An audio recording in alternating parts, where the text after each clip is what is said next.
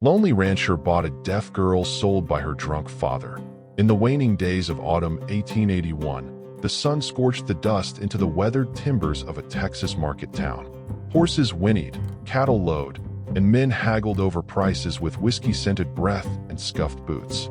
The final livestock auction was drawing to a close, yet a small crowd lingered near a corral gate where a bay mare stood, trembling, her ribs stark beneath her hide, faint scars marking her flanks. Silas Carrion adjusted his hat against the harsh light, silent as always. At 35, he was a man molded by solitude and the land, rarely venturing to town except for supplies or horses. He'd noticed the mare that morning and returned as the bidding dwindled, his boots thudding against the hard-packed earth as he approached. That's when he saw her, a girl, no older than 19, standing just beyond the corral. Her hair clung to her face in tangled strands, her dress frayed at the edges, her bare feet caked with dust. She didn't speak or weep. Her eyes drifted, distant, as if tracing something unseen. Beside her stood a man, a bottle in one hand, a rope in the other, tied not to an animal but to her wrist. "Got a mute one here," the drunk bellowed to no one in particular. "From my first wife, I reckon. Doesn't talk, doesn't hear, but she'll clean, cook, and won't talk back. Cheap." A few men laughed grimly. One spat into the dirt. Silas turned away. He'd come for a horse, not this. But then he felt it. Not a sound, not a plea, just a glance. The girl was watching him, her expression devoid of desperation, only a quiet clarity, as if she saw something in him he hadn't felt in years, perhaps a reflection of his own solitude. The drunk staggered closer. "You? Got coin. Want the horse? She comes with it. Ain't hauling her back. Not worth the dirt on her feet." Silas paused. The mare snorted, foam flecking her muzzle. The girl's gaze held steady. He faced the drunk. "I'll take both." Laughter erupted, coarse and mocking. "Buying livestock or starting a family, Silas?" One man jeered. Silas didn't respond. He counted out coins, enough for a horse, not a life, and handed them over. The drunk tugged the rope, but the girl shrank back, stepping behind Silas as if drawn to him. "She's yours," the drunk muttered. "Don't say I didn't warn you. She ain't worth the feed." Silas untied the rope, tossed it aside, and led the mare from the pen, the girl following with soft, careful steps, clutching only a thin shawl. At his wagon, she paused, waiting, still silent. He gestured to the back, and she climbed in, curling into a corner like someone accustomed to fading away. As he took the driver's seat, he felt a faint tug on his coat. Her small, calloused fingers brushed his sleeve, just once. She didn't meet his eyes, her gaze fixed on the distant hills, but that single touch carried something. A choice, a trust in Silas Carrion, a man who spoke more to horses than people, living alone on 200 acres of red Texas earth, surrounded by fences and unspoken scars. Now, a girl who couldn't hear, who might understand more than anyone ever had. He flicked the reins, and the wagon rolled forward, wheels grinding over the hard road. They left the town behind, moving through dusk and dust, past low hills and scattered mesquite, until the land opened into the vast Texas plains. Silas's ranch was modest, a house with a sloped roof, a few sheds, and open prairie where cattle roamed beneath an endless sky. It was simple, quiet, and for a man like him, it had always been enough. Until now. He helped the girl down from the wagon, unsure if she'd run or stand frozen. She stepped lightly, her eyes scanning the land, not fearful, just observant, as if noting every detail without needing to ask. Inside the kitchen, Silas lit the fire and pointed to the kettle. She nodded, moving to it with ease, finding cups and a ladle as if she'd always known their place. Still, she made no sound. After supper, he handed her a piece of chalk from a cupboard and tapped the doorframe. "Name," he said slowly.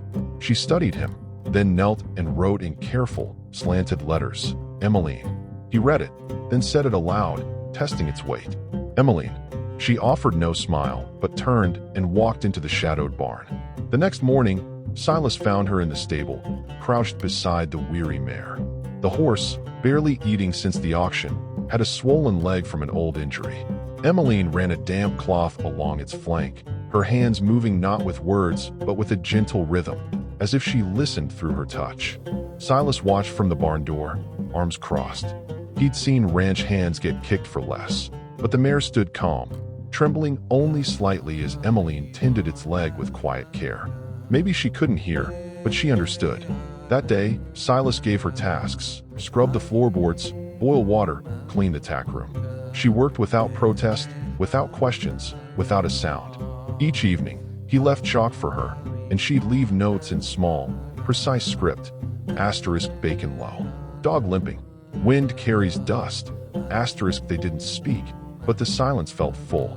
Then came the storm. It began subtly, a warm breeze at sundown whispering through the tall grass.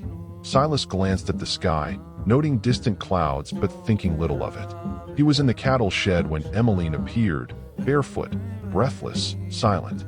She grabbed his sleeve and pulled, her eyes urgent. "What?" he asked, startled. She pointed upward, hands shaking, her gaze speaking what her voice couldn't. He hesitated, tending a sick calf, but her intensity pulled him toward the barn door, away from the corral. Then it struck, a deafening crack as lightning split the sky, hitting a tree behind the shed. The ground shook, sparks flew, and the tree burst into flame, collapsing with a groan. Smoke rose as the calves bawled in panic. Silas stumbled back, heart racing. Emmeline stood just outside, her face lit by the fire's glow, eyes steady, breath quick. She hadn't guessed, she'd known, before the thunder, before the air shifted. That night, after the fire was out and the animals settled, they sat at the kitchen table. No chalk, no words, just a man and a girl who couldn't speak, yet had heard something beyond sound. Silas realized he wasn't alone anymore. He began watching her, not with doubt, but with quiet wonder. Emmeline never spoke, never signed beyond simple gestures, yet she seemed to know more than anyone he'd met. One morning, when a cow stood alone, refusing to eat, Silas thought it was the cold. Emmeline, though, prepared a birthing stall, fetching water with mint leaves and stroking the cow's belly. By dusk, it was in labor. She'd known. Silas carried old wounds, whispers of his father's actions during the war, land taken through blood and betrayal. He never spoke of it, but one evening, heavy with the sheriff's vague warnings, he sat on the porch. Emmeline stood beside him, silent, then placed her hand on his shoulder, light but sure. "How do you know?" he murmured, ashamed of the guilt tied to his land. Her eyes met his, and she touched his chest, over his heart, then walked to his father's grave under the oak. She'd never read the stone, yet she understood. One night, Silas woke from a dream of war and guilt, his father's voice echoing. He saw Emmeline by the hearth, a candle burning. Beside it lay his mother's faded blue handkerchief, untouched for a decade. He hadn't told her where it was. She didn't look at him, just rose and left. But he knew. She'd heard his pain, his unspoken grief. For the first time, Silas feared losing her, the one who felt what he couldn't say. Rumors started. The blacksmith's wife whispered that Emmeline stared too long at cattle, as if she knew which would falter. The preacher's son claimed she touched a goat that later birthed early. "Not natural," he said. At the store, a woman hid her child from Emmeline. At the post, someone spat near her feet. She kept her head down, her steps softer, her hands tight on her basket. Silas saw, but said nothing. Then a rancher's boy fell ill, feverish and shaking. Emmeline knelt by him, touched his chest and forehead, then gathered lavender, feverfew, and rabbit tobacco. By morning, he was eating again. His mother wept, thanking her, but later whispered at the well. How did she know? 3 days later, 8 townsfolk arrived at Silas's gate, torches unlit but held like threats. Mr. Withers, an elder, spoke. "We want her gone. She knows things she shouldn't." Silas stood firm. "She's mute." "That's not deaf," Withers retorted. "She senses what's coming, talks to animals like they answer. My steer died after she touched it." Silas stepped forward. "She saved a child. Maybe she caused his fever," a woman snapped. Silas's voice stayed calm. "She listens, not with ears, but with her hands, her heart. I've lived 35 years, and she's the only one who's heard me. My silences, my regrets. If you want her gone, you'll face me." The crowd hesitated, then left, torches unused. That night, Emmeline placed cider on the fire and touched Silas's hand, not gratitude, but understanding. They sat, hands entwined, listening to the fire's crackle and the night's hush. December brought soft snow. Emmeline sewed a cloak for Silas from scraps, sensing the cold before it arrived. She brewed coffee at dawn, tended the animals with gestures that calmed them. The silence wasn't lonely, it was alive. One day, Silas fell from his horse, injuring his arm. Emmeline was there before he reached the cabin, cleaning his wound with yarrow and pine sap. She pressed her lips gently to the injury's edge, a quiet gesture that stilled the room. Later, he wrote, "I want to hear your heart, if you'll let me listen with mine." She touched the words, eyes glistening, and smiled, a sunrise breaking free. Winter softened. Emmeline taught Silas signs, water, fire, thank you.